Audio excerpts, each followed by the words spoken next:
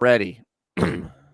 Yeah, when you're a dad, you got to think about certain things like that, when your daughter wants to snuggle with you. So when I've got a cherry on my thigh, I got to make sure I wear the appropriate amount of underwear. I'm not sure we can post this recording that you just started anymore. Guess how you just started it. Oh, shit. All right, here we go in 3, 2, and what's your favorite Falcon? Who's your favorite Falcon, David Kahn?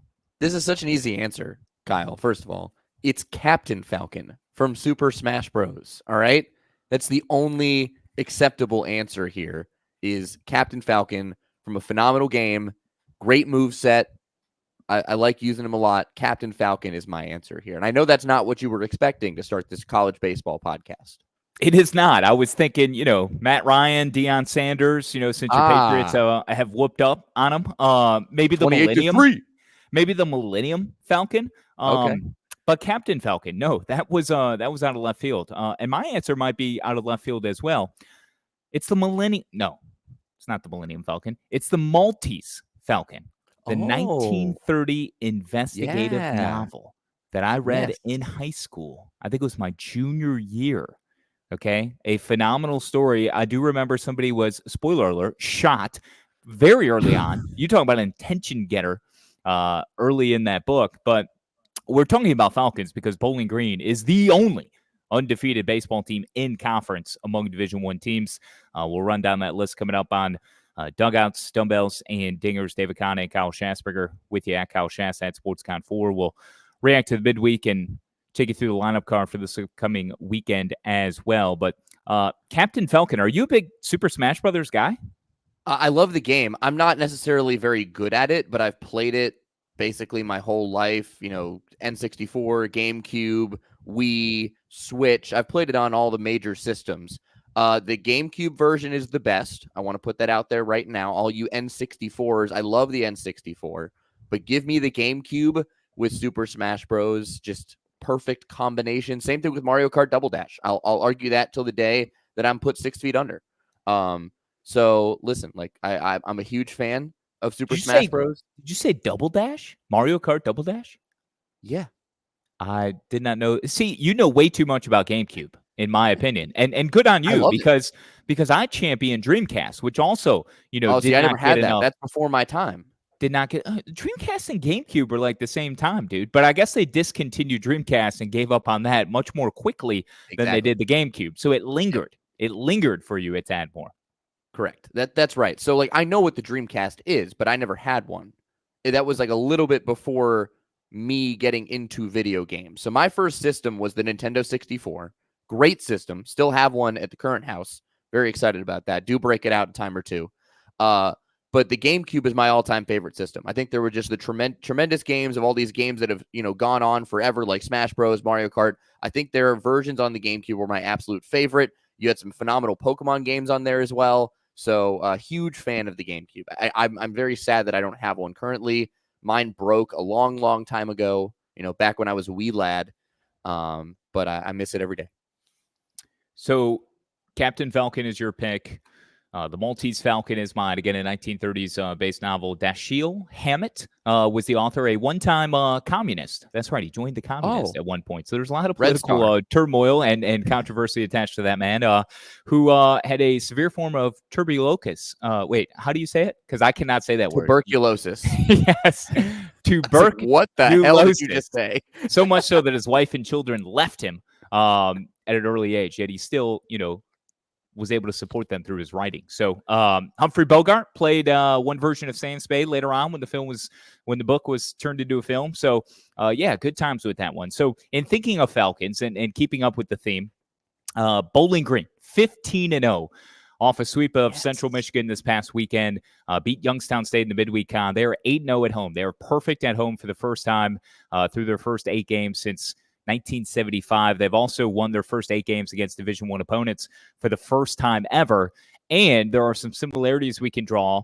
We'll expand on this in a moment, but I want to get your thoughts on BG because I think we should provide them the lone spot, the first dance on the dance floor, if you will, on this pod as they go into a weekend with Ohio, because they are one of, as I mentioned, the only undefeated team in conference play, but one of 7 with, as I was going through all of the conferences and leagues, with 1 loss or better, them being the only undefeated in conference play. You've got Kentucky at 14-1. You also got Louisiana at 14-1 in the Sun Belt. And then you have 8-1 teams in Sanford out of the Southern, Georgetown 8-1 out of the Big East, Lamar 8-1 out of the Southland, Bryant 11-1 out of the America East, and Kentucky, as mentioned, at 14-1. But Bowling Green at 15-0 con is doing something. And here's the comparison to LaSalle and news that we got in earlier this week. Bowling Green, they discontinued the program. Now, it was only for a hot minute. It wasn't for an extended amount of time during COVID, and it was a COVID-related cut in May of 2020. And then they got a pledge, a boost of $1.5 billion, and they decided to bring it back almost as quickly, just a couple of months later, maybe even weeks. And Bowling Green, a team that hasn't made the NCAA tournament since 2013. That's when they last won the Mid-American Conference tournament. Is on the precipice of doing something extraordinarily special here a decade later. Yeah, they certainly are. By the way, it's precipice. I can't say that word either, man. I know. It's incredible. I don't know how to speak. I'm going to start keeping track of all the words. We need a tally sheet. You can't say exfoliate. You can't say precipice. You can't say tuberculosis. That's just the 3 from this podcast alone, this podcast week alone. So, by the way, yes, hat tip to Bowling Green, the Falcons, 15-0. The MAC is kind of turning into a 3-horse race right now, right? Because you've got Bowling Green at 15-0, Western Michigan at 11-4, and Toledo at 12-6. The 4th place is Eastern Michigan at 9-7, but it seems like those 3 teams are kind of separating themselves from the rest. So, phenomenal that we get to talk about midweek action. You put a note at the top of the podcast, Doc, that we used to prep saying, can we start with Bowling Green? What a frivolous question by you, because we never have to ask if we can start talking about midweek action. All right, I'm so here for it. So yeah, I mean, you laid it out pretty well. Bowling Green, they've had a rough go of it, really. After they restarted the program, because yeah, they stopped it during COVID, came back in 2021, and their new head coach, or I guess you say their current head coach, Kyle Halleck, who's been there for 3 seasons, 58-94. For him in his first 3 seasons, not including this season, obviously, because the records haven't been updated since the start of the year. But Bowling Green's had a tough go of it since bringing back the program, but it's great that they were able to bring back the program so quickly. You saw a program like Akron get discontinued for a couple of years during COVID as well. They were able to come back, get a new head coach as well, and they've played some gargantuan opponents like a Wake Forest at a West Virginia earlier this year, and they didn't fare very well, but still, good on the MAC to be able to get their teams back into baseball after taking such a huge, hit budget-wise during COVID. And like we saw, the Power 5 teams, most of them, if not all of them, were able to survive basically all of their major programs. For these mid-major conferences like the Mid-American Conference, it's not as easy. There's not a lot of funding for these programs, even though they may have, such rich history. Like Bowling Green's first season was, I believe, 1915. So like a team that goes back over 100 years of having a baseball program, not having one all of a sudden due to the global pandemic sucks. But sometimes you have to look at it as a university and go, I'm not sure we can sustain this. UAB did that with football for a few years. So great to have Bowling Green back, and great that they're having the success that they're having. It was Danny Schmitz who had taken them to their last conference championship in 2013 when the program was discontinued and then reinstated just a few short weeks later. He had decided to step away into an advisory role. So, who's the current head coach is Kyle Halleck, you said, yes. right? Yeah, okay. Danny Schmitz was there for 30 seasons. That's a long 1991 time. to 2020. He went 723, 791, and 5. But then when the program was discontinued, obviously, Schmitz out of a job. So he gone. And then they hired Kyle Halleck to take over the program. Like you said, Danny Schmitz was stepping into an advisory role, much like Randy Mazey will be doing for the Mountaineers after this season. But West Virginia is having a hell of a year after a solid midweek win over the hapless Panthers of Pitt. One more note on Bowling Green before we pivot to the news with LaSalle, a team that was a program that was discontinued as well, COVID-related reasons. But in 2021, the news is they're going to come back in 2026, and that's what maybe want to drill down more on BG too, because maybe a smaller scale, similar example of being discontinued and coming back. But Con, have you looked deeper at their schedule this year? Bowling Green, 2011 overall, 15-0 in conference, 8-0 at home, as we've documented. But they've been involved in some wild games and some wild swings. So this is a team that can complete the sweep against Central Michigan this past Sunday. They won the game in extra innings in a game that had 12 combined home runs. 12 home runs with the Chips, just back and forth. Con, I don't know if I have 12 home run calls in me that I can come up with if you gave me 30 seconds. If we had the exercise. So I want to solicit those on Twitter, on X. Hit us up at Kyle Shasta at SportsCon4. Like, give us some good dingers. Give us some good dinger calls because I would truly appreciate it. But, 12 combined home runs. Their leader is Nathan Archer. He's got 11. And oh my gosh, I'm looking at some of these games. Look at Dude, the Tennessee they played. series. Yes, I looked at the Tennessee series. 3-run rule losses. Sorry about it to the Vols. They're very good. Did you see the game? Game? The suspended yes, but one? also in Ball State or in Muncie, they won 34-8. Yeah. Oh my gosh. So they get a suspended game against Oakland in Rochester. Yeah. 18-17. They're losing and play was suspended. Dude, it's insane. They've scored 302 runs on the year, number one in the MAC, 40th nationally. They score a crap ton of runs. I think their total home runs, it's just under 60. It is an insane. This is fun. This is Maction. This is Maction on the diamond. Like, Bowling Green epitomizes it in every way. What we get in football, they're providing us that sort of entertainment value on the baseball field. So good on BG. They have Ohio this weekend. They're at home for the next 2 weekends. They'll have Dayton in the midweek also at home. So a chance potentially to move to what would be, 12-0, and then they go on the road to Kent State. So you've got Ohio at home, and then Dayton in the midweek is at home before they go back on the road. And they've already played Dayton already this year. So yeah.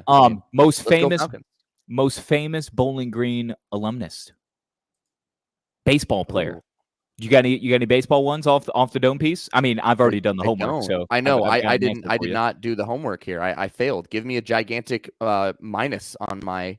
So you're telling me I go down this rabbit hole. I ask you frivolously on the dock. I love these words, man. If I just slow my mind down, I could say. Give me 5 minutes. I'll figure it out. You tell me yours. Well, it's Oral Hershiser. Ah, okay. Sure. Here's the thing about Oral. He's from New York, right? His family moved to Ohio. He got no looks. He got no offers. He was going nowhere. Bowling Green was one of the only schools that offered him. He couldn't even compete right away in I think it was his sophomore year because he was academically ineligible. This dude actually left school even before that and hitchhiked home. He didn't even want to be at school. Now, he ended up being a frat boy and enjoyed his college experience and came back and only had 1 full year under his belt in 1979. He actually threw a no-hitter against, I think it was Kent State, and he had two strikeouts the entire no-hitter, which is, just typical Oral Hershiser and how he operates as a pitcher. 2 Ks and a no-hitter. But he went 6-2 with a 2-point-something ERA. Like, he wasn't tremendous. He wasn't dazzling. He wasn't overpowering. He was drafted by the Dodgers following that year. I think it was a second or third round selection. But the best part about his story, aside from hitchhiking, not being academically eligible, having a no-hitter with just 2 strikeouts, is one of his frat boy buddies actually played a hoax on him and called him and let him know that the Padres had selected him in the draft. So Oral thought he was going to be a Padre until he found out it was a hoax, and then he ended up going to Dodgerland. That's awesome. By the way, I just scanned the entire list of MLB alumni for Bowling Green. It's not very long. So I don't have another answer. I could pick a random dude that I kind of recognize their name from playing in the bigs for a cup of coffee. But no, I think Oral Hershiser is the correct answer. That's the only one we need to talk about. It is the only answer, and we have talked about Bowling Green for 14 minutes now. So let's pivot to LaSalle. So LaSalle has announced they are going to bring the program back. Con, this is a school that in 2021, their final year, they went 32-21. That was their first winning season in a decade, and then all of a sudden, kaboom, program's dead. Yeah, and they hadn't made the NCAA tournament since 1985, but it was one of the 7 sports that they dropped at the end of the first COVID season, we'll say 2020, 2021. But they announced, at the end of the 2021 season, they were one of the 7 they were going to get rid of. Sad news for LaSalle, but like you mentioned, they were coming off a winning season, and it's hard to imagine a team that plays in a Big 5 city like Philly, like LaSalle does, to not have a major four sport, but that was the case for the last 5 years, or the last 3 years, I should say. Glad they're bringing it back. It'll be exciting to see if they can maintain the momentum from 5 seasons ago when they eventually retake the field in February of 2026. But certainly good news for the Explorers. Really, really excited about that. I guess that begs the question, Shas, who's your favorite Explorer? There's only one answer here as well. Like Oral Exactly. Hershiser, it's Dora the Explorer. Come on, man. Oh, man. Dora the Okay. Explorer. I love it. I love it. Okay, so I have 2 answers. One set of answer is Magellan. Lewis and Clark. No, Okay. Lewis and Clark, Okay. because I think we have to give them props. I know they didn't necessarily traverse the same route that so many of us, and myself included, have done when playing the fantastic computer game of the Oregon Trail, but they set the previous route, and then others followed it and created the Oregon Trail right after them. But we all study Lewis and Clark in school, so I'm going to go Lewis and Clark. And then my other favorite Explorer is myself when I play the Oregon Trail, because I still play that game. So give me myself. Dude, I don't think I've ever played the Oregon Trail. I know what you're talking about. Are you been kidding me? exposed. I'm serious. Cross my heart and hope to die. You give me so much crap for things I haven't seen or done, and you haven't played the Oregon Trail? Unbelievable. Come on, man. Do I strike you as an Oregon Trail kind of guy? Just play the damn game, all right? I'm better than that. I'm above You're the not. Oregon Trail. You're not above the Oregon Trail. Yes. You're just not. Just play it one time. You're going to get really frustrated and rage quit in the middle of it, or you're going to die of dysentery. Probably is what's going to happen. Dora the Explorer, a series that lasted from 2000 to about 2019. All right, my sister, who was born in 2000, she grew up. She literally grew up with Dora Explorer. Okay, love it. They were born in the same year. Okay, they were millennial babies. Okay, they were among the first. Okay, they plan on little birdie told me this. All right, I'm going to whisper. Is little birdie named Pudge? No. Oh. Little birdie is, my sources. Got it. Okay. My sources tell me. Yeah, I got it. Yep, understood. That there is a live action show that is going to debut on Paramount Plus. Oh no! In the near future. Oh, centered around good old Dora the Explorer. Oh. So get your popcorn ready. Speaking I'm of gonna popcorn, get my backpack ready. All right, yeah.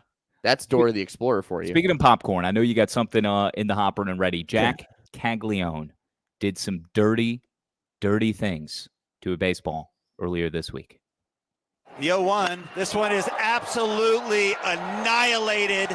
Will it clear the scoreboard? It will.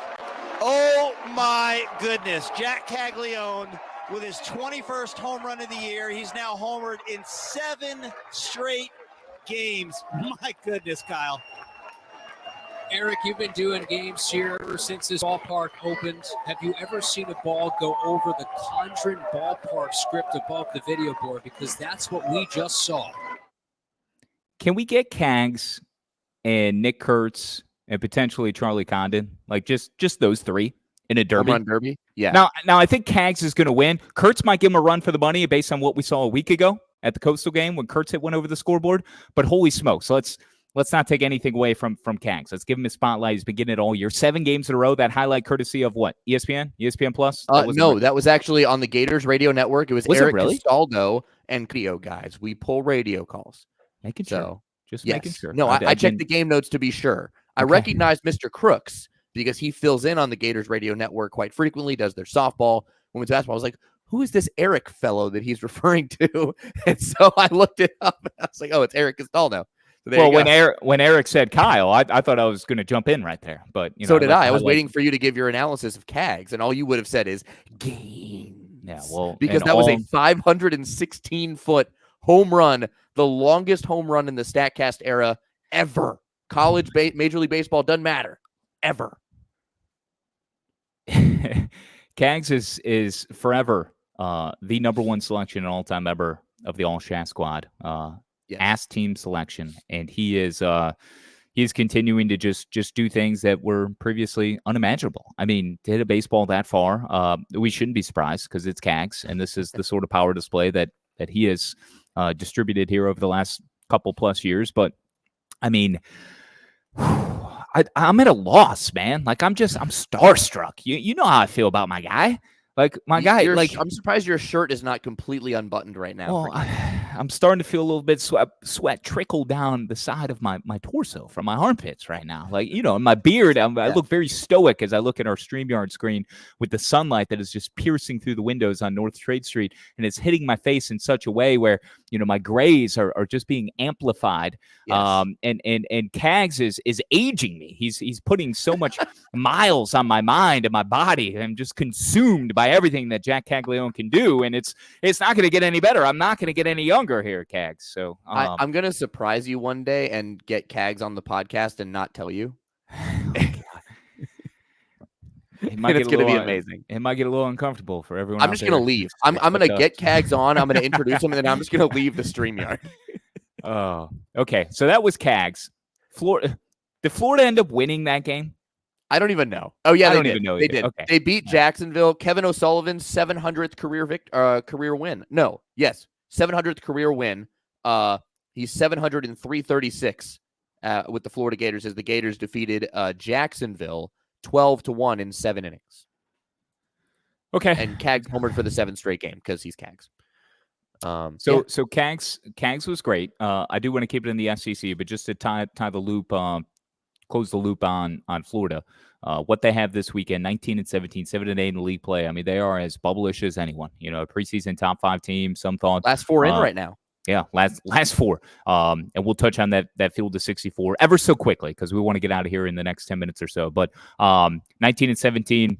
7-8 in league play, and this weekend Florida has Vanderbilt. They're at Vanderbilt, and I saw some jabs being exchanged in the social media universe, which is that's what social media is for, right? Let's get a little down and dirty. And Vanderbilt fans not happy that Florida is not releasing their probable starters at this point. They never do. That's what is I know.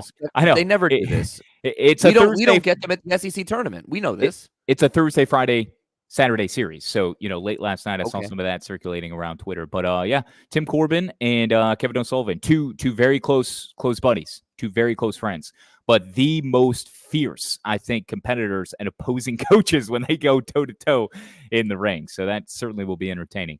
I agree. I agree completely. I mentioned on Tuesday that I think that Florida has the toughest schedule remaining of anybody in the SEC. So the fact that they're still predicted to get in as the last 4 in shows a lot about the mettle of this team. By the way, speaking of jabs, I caught one from an Aggie fan earlier this week. I don't know if you saw. Yes, you did. Yeah, I did. Which my only response is wins and losses do absolutely matter. And take a look at the records. Arkansas's got a better record than Texas A&M. So that's it. That's all I got to say. Yes. We had the pleasure of getting Carl Ravitch on the call for Arkansas and Texas. Stop it. Stop. Wait, can we not? I'm just trying I don't want to do this. I'm trying to strike a nerve, man. We had Ravi and Cal Peterson was there, to help prop him up. KP was That's all I want to say. They were in Fayetteville for Arkansas and Texas Tech. A big-time brand showdown in the midweek between the Big 12 and the SEC, but it was in Fayetteville where Arkansas came in having won 23 consecutive games at Baum-Walker Stadium. They lost the series in Tuscaloosa to Alabama, dropping 2 out of 3 after taking game 1 over the weekend, but they bounced back in the biggest of ways, but it took a come-from-behind effort in game 1 on Tuesday night. You tear it to the set. Souza waits on a 2-2. Here's the pitch. Swing and a high drive right field by Souza. This one's a winner potentially. Harrelson from right field underneath it. Caught. Here's Sprague-Lott coming home. The throw. Hogs win it. This one belongs to the Razorbacks. 9-8. They lead one time on a game-winning sacrifice by Nolan Souza in the 9th. They were down 7-0. And they're going to party at Baum-Walker Stadium on a Tuesday night. Phil Elson on the Razorback Sports Network from Learfield. If you're not in the state of Arkansas, you can listen to him. I think him and Bubba Carpenter for home games in Fayetteville, all postseason neutral site games. That tandem, the best in college baseball. Amazing. For sure. Download the Varsity Network app. You can get most of these schools, most of these broadcasts, each side of the call. As many as we can deliver. Just check out the Varsity app. But how about Arkansas, Con, down 7-0, as Phil pointed out in the final call. Nolan Souza comes in, pinch hit opportunity, gets a sack fly. He also homered on Wednesday in a game that was also saw Arkansas go behind the Red Raiders at one point, having to work their way back. They took a 5-3 lead into the ninth inning, gave up a home run to Texas Tech in the ninth, but still were able to shut the door and get a 5-4 win. So they won 2 one-run games. One in the bottom of the ninth in walk-off fashion. That's 14-12. They outscore the Red Raiders by 2. High-level baseball, and Dave Van Horn talked about it, I know, last night after that 5-4 win. I'm so happy the way our boys came to the ballpark every single day. Each of those 2 days, they were ready. You go to class, you come back after the thrilling win on Tuesday. You come to the yard, you reset, you rinse, repeat, and it's not a mid to low major game. This is a Big 12 team that is at your house. You're trying to protect a winning streak. You're trying to bounce back from this past weekend. And Arkansas, who dropped from the number 1 spot to number 2 behind Texas A&M, responded in the best way they possibly could. But it was shaky early on.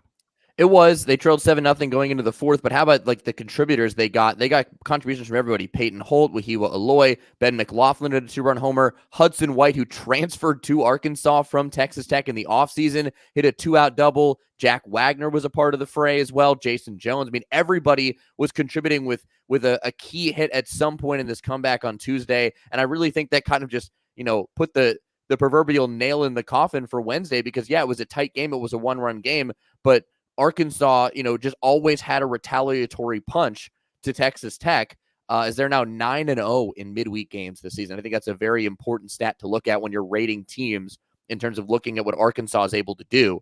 So the Hogs sweep the series against Texas Tech, and I think very important to look at Arkansas sweeping the series against Texas Tech for the Razorbacks, but also for the Texas Tech Red Raiders because they have a very pivotal series this week against the West Virginia Mountaineers in Lubbock, who are in first place in the Big 12, and Texas Tech had to use, I believe, 12 pitchers. I think they used 12. Yeah, they used 11 different pitchers because somebody pitched twice. They used 11 different pitchers on the 2 days. So their arms might be a little bit weary when the Mountaineers come in. And we know one arm in particular that West Virginia that never gets tired, and Derek Clark basically just pencil him in for 9 innings, it seems like. He's done it 4 times in a row. So very intriguing series coming up with Texas Tech coming off 2 L's. Will they come in annoyed or will they come in, beaten down and allow West Virginia to walk all over them? The Aaron Fitt article from D1Baseball.com about West Virginia this past weekend, some I failed to add in when we podcasted Monday ahead of Tuesday's drop. I love the comparison to Blaine Traxel, right, from last year, what Blaine was for West Virginia. And 2, it was the 4th complete game for Darren Clark, as you and I have talked about. But, there was a moment in that 9th inning this past weekend where I think he walked the leadoff guy, and everybody's like, okay, is Maisie, is somebody going to come out and talk to him? We're going to make a change. And it's like, no, everybody just left him alone. The trust, the confidence that they have in that dude to shove and to overcome, whatever challenges he faces, even if it's in the 9th inning with the game on the line, they know he's going to come through. That guy is fun to watch. He is. And by the way, on Tuesday in that win over Pitt in the backyard brawl, they set a new single game attendance record with 4,614 fans at Kendrick Family Ballpark. And yes, they did play Sweet Caroline in the stadium, and we got what we got. ESP, as loud as I've ever heard it. The color analyst for West Virginia, Jake Weghorst, sent me the video of it, and I texted him. I was like, I don't even have to open this. I know what this is. And he started laughing, and then I listened to it. It is awesome. So loud, so clean.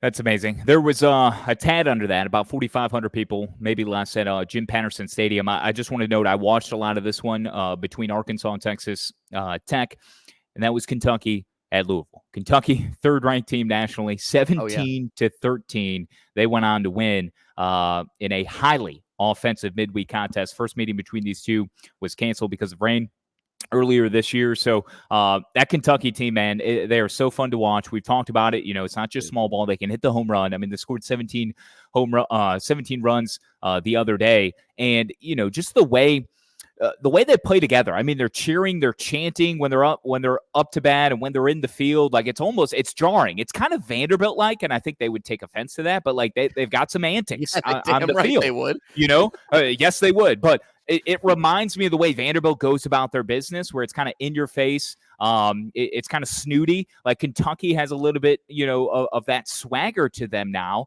And just to see As the they way should. that this, absolutely, just to see the way that this team, has grown to become, the dominant force that they have, and it's been super cool. And the Louisville, so that game, Roddy Jones was on the call. Our friend, by the way, we're gonna get him on the pod soon. I sent him a text. Good. You know how I think it was Matt Schick and Roddy.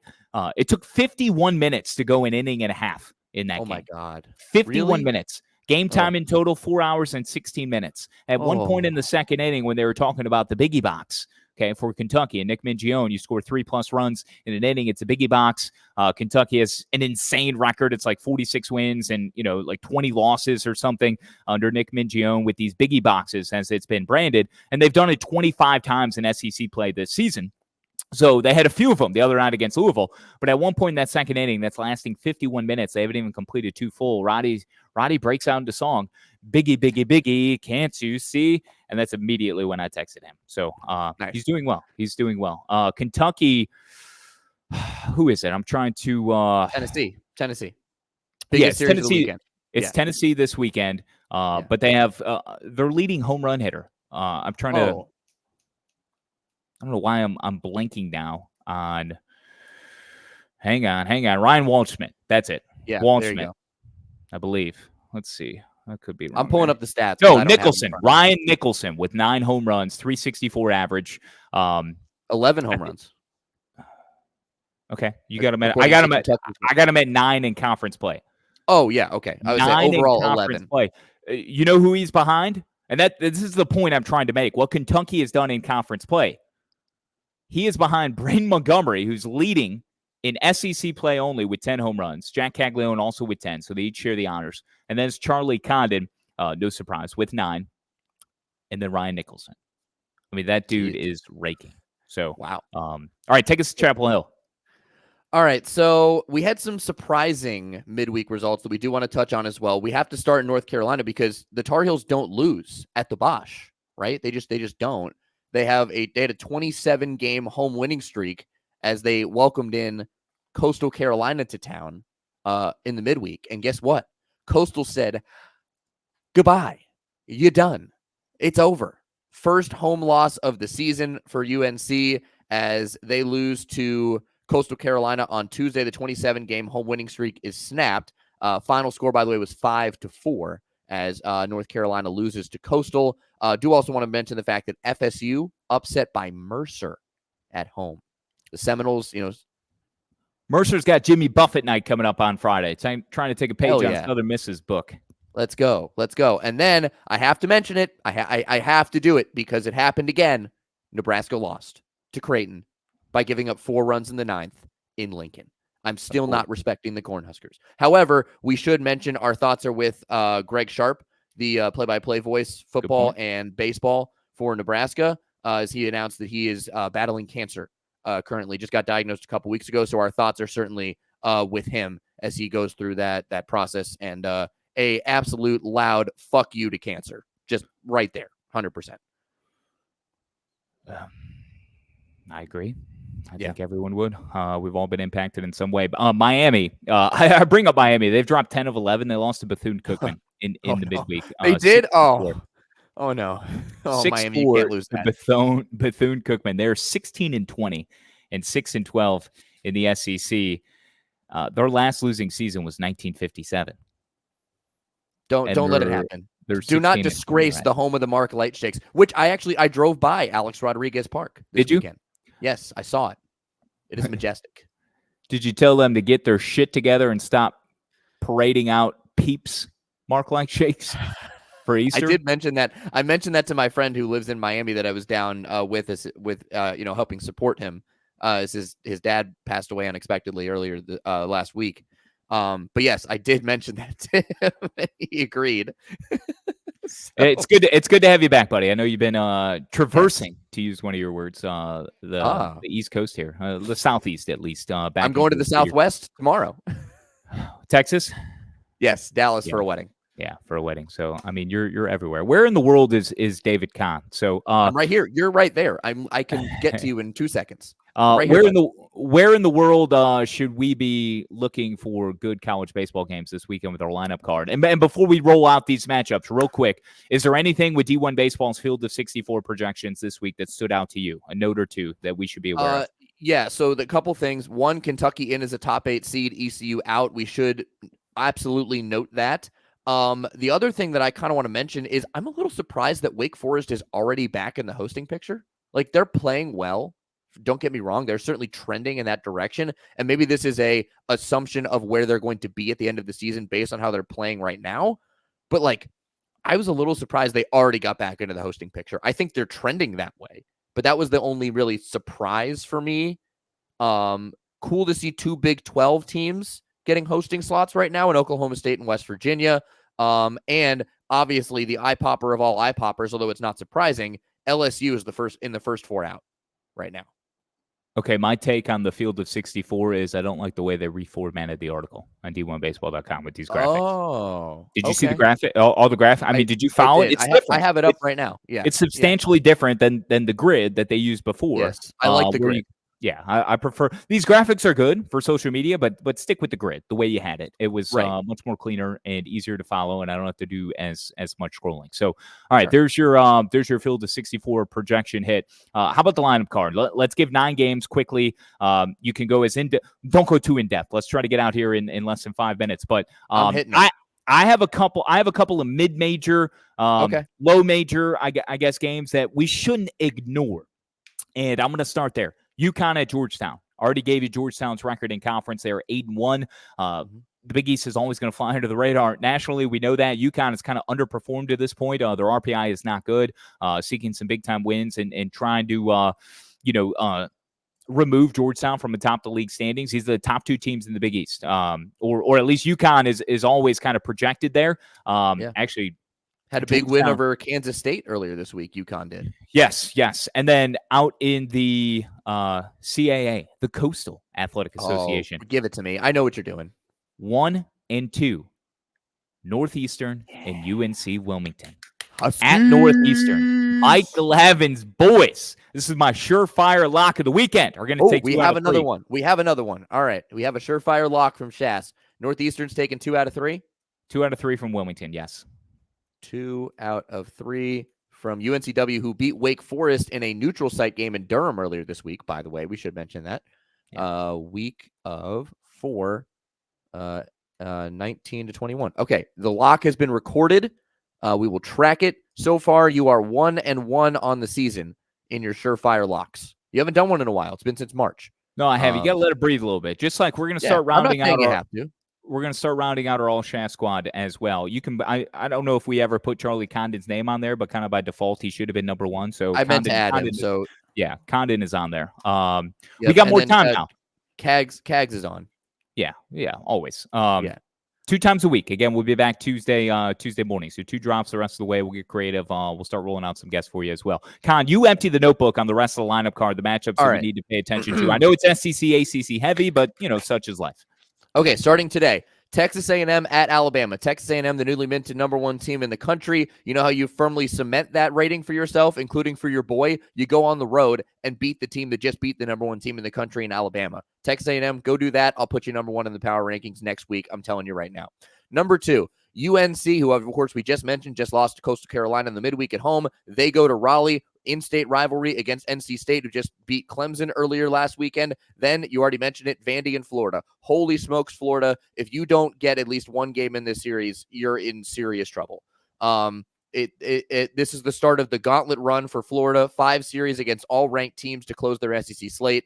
A massive, massive one that starts tonight. Those are Thursday through Saturday series. The Friday through Sunday series, Wake Forest, who we just mentioned, back in that hosting picture. FSU, who got humbled by Mercer at home earlier this week. They travel to Winston-Salem to take on the red-hot Demon Deacons. Nick Kurtz, by the way, homered in that UNCW game. He's got 14 homers in 10 games because he is otherworldly right now. Juggernaut. Boombox. Nick Kurtz and the Demon Deacons take on the Seminoles. The biggest series of the weekend, Tennessee at Kentucky. I don't need to say any more. I mean, if Kentucky sweeps Tennessee, they tie Tennessee's start from 2 years ago in the SEC at 17-1. I don't think that's happening. That's my surefire lock of the week. But I think Kentucky, I mean, I don't know who's going to win the series, but I'm going to say Kentucky won't sweep. That's all I'm going to say. Arkansas at South Carolina. Razorbacks obviously need to rebound after losing 2 of 3 to Alabama, and they stay on the road. So we'll see how that goes. And then one of the Pac-12, Oregon at Stanford, rounds out the starting 9 on the lineup card. Bye. Okay, I love it. For Captain Falcon, I am the Maltese Falcon, and we are on the Oregon Trail upstairs because we have to conclude an audio retreat here for Learfield. We're back on Tuesday.